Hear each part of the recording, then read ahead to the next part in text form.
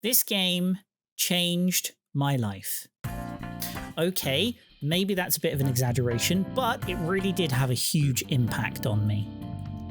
For those of you who don't know, Persona 5 is a deep look into your soul, disguised as a social sim RPG experience. Everything this game does feels like someone delved into my psyche and found everything I ever wanted in an RPG game, and maybe also real life. Don't judge me. So you begin as a normal teenager who's forced out of your previous school and forced to shack up in some old retro cafe with an old family friend after attempting to protect a young woman from an assault from a corrupt politician. And that's where the game begins. Later, after you move in, your dreams are hijacked by this old guy named Igor, who keeps you in a metaphorical, I guess metaphysical, prison cell, which is apparently of your own doing, bit dark, but whatever, and become Joker, a phantom thief, tasked with stealing the hearts of those who harm others, and also saving the world, but that's not really important right now. You gain access to a persona, which is a spirit-like being who grants you special powers.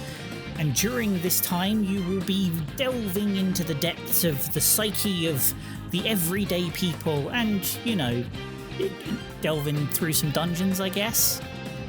Persona's basically split into two main sections. You've got the real world and the Metaverse. No, not that one. In the real world, that includes day-to-day activities of going to school, hanging out with your friends, and generally improving your social status. Yes, it's just like real life, except in a video game. But it gets better.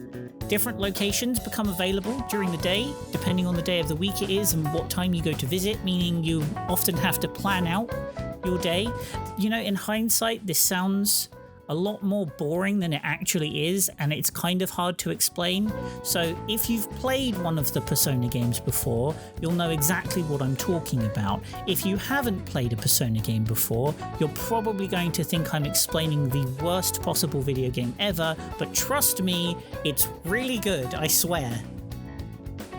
So, every character you meet with, you can form relationships with and bonds with, and they will each get their own unique skill trees and their own special persona that they have. Now, of course, as with all, you know, fancy anime stuff, aka any isekai ever, you're the important one, Mr. Protagonist, so you get the special ability that means you can use loads of personas when everyone else is only able to use one specific one. I don't know, that's just how isekais work, right? That's the rules? Anyway, each character is associated with a specific tarot card, and that generally means that they are kind of one particular category, and you'll find personas throughout the world that you can, you know, claim as your own, and those personas will normally be tied to one of those tarot cards. So, you know, you might find the Emperor here, or the Tower here, that sort of thing. But where do you find those personas, you may ask, and what's the whole point of the game? Well, the general gist is this. The game takes place in the real world and the Metaverse, as I mentioned earlier.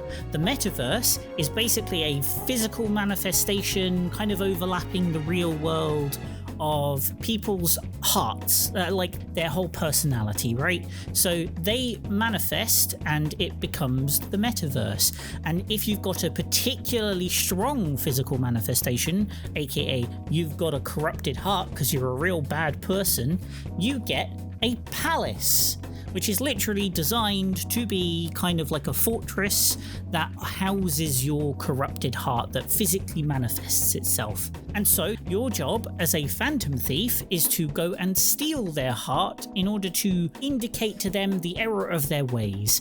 And you know, you do that how you do any other time you want to convince someone you're right. Break into their brain and rob them. Yep. You just go and heist things. It's basically a heist. You go in, you scope the place, you find out where the heart's gonna be, then you tell them in real life that you're gonna come for them.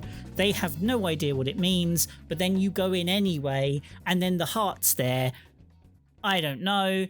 Again, it's isekai logic. you know, you can do pretty much whatever, but it's really cool. It's really fun.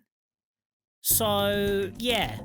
You'll go through and like they'll have puzzles sometimes and you'll find like collectibles, these weird looking seed things, which somehow turn into items. And you can also, you know, hold the personas that you encounter at gunpoint and tell them to, you know, beg for their lives. You know, normal hero stuff.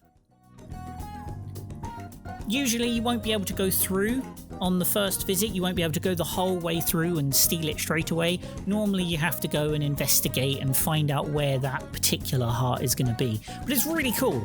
And then you go in, and then once you've done that kind of casing the joint part, you can hop back out again into the real world and carry on your normal lives as regular old teenagers. And you know, what do teenagers love to do more than romance each other? Yeah. And you know, of course, you can romance some of the characters yourself. We've got the over-sexualized prom queen, the punk rock tsundere, the nerdy girl who lives in her bedroom, the filthy rich business mogul's daughter, the sexy goth GF nurse, the teacher you see outside of school for some reason, don't ask, the calculating shoji princess, the gullible fortune teller, the alcoholic journalist, and finally, the best option, yes I said it, fight me in the comments, the red-headed gymnast. All in all, you have a wide selection of potential romances available to you, questionable as some of them are, and don't worry, because people will absolutely dunk on your favourite waifu on Reddit, so if you need more toxicity in your life, there's plenty to be found. But, as I mentioned, there is downtime, and in that downtime you'll be doing those social activities with friends like, you know, going to the park, watching a film, going to play baseball, fishing. We love fishing. Every game has to have a fishing minigame or it's not real. This game has fishing, you're welcome. But there is also one other part. When you're in the downtime, you can also go to another part of the metaverse, Mementos, which is basically kind of like a battlegrounds type thing. It's got loads of floors that you unlock progressively as you complete the story, but you can use it to grind levels, collect more personas, and gather some like treasure and items and stuff. But it gets better. Have any of you seen Studio Ghibli films, specifically My Neighbor Totoro? Well, guess what? You get to ride around in a magic cat bus, yes that's right, and explore deeper and deeper into the depths, which you'll gradually unlock. You can also go back and visit your jail cell, where you can upgrade your personas, fuse them together, train them, or exchange them for items. It's like Pokemon, but with more beheading. Yeah. I don't know how to really explain that other than that. Yeah, it's accurate. Anyway, you'll also be given challenges by the twins who are overseeing your metaphysical incarceration. This usually involves collecting a particular persona, and oftentimes it will require a specific ability, which means you have to fuse two personas together that also happen to have the required ability that you need. So, you know, challenges.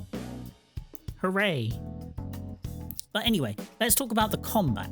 The combat is real cool. Each character has access to a number of abilities based on their persona, and each of them also has the most effective weapon of all time. That's right, a gun.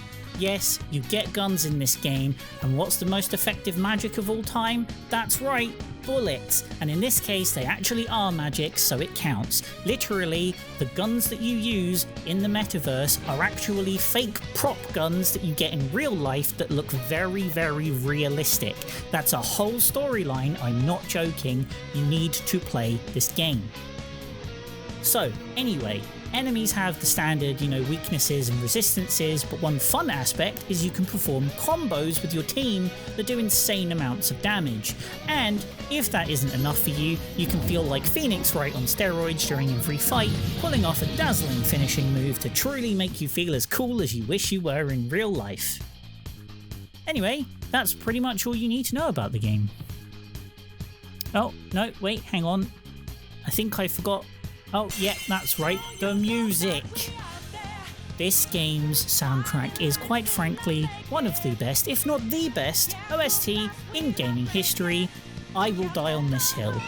Each song is perfectly tailored to the situation, and during combat, the music will adapt. I swear my main Spotify playlist is filled with the songs from this game because they're just that good. The music is the kind of good that even though you hear it all the time, you never get bored of it.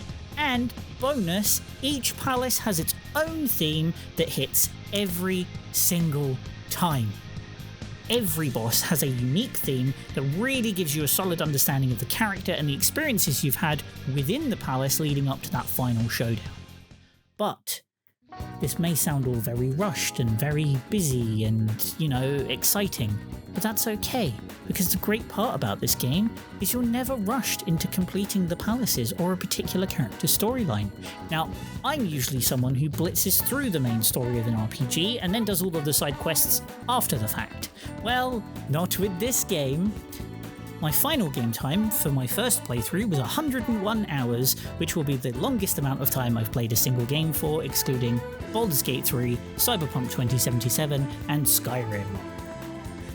All in all, Persona 5 Royal is a masterclass in balancing a unique style, incredible music, and downright addictive gameplay in a very neat package that has me still thinking about it after all this time. I finished the game 6 months ago, and I still have this as my mobile phone background. So play it, okay? Play Persona 5, please. Anyway, I'll catch you in the next video.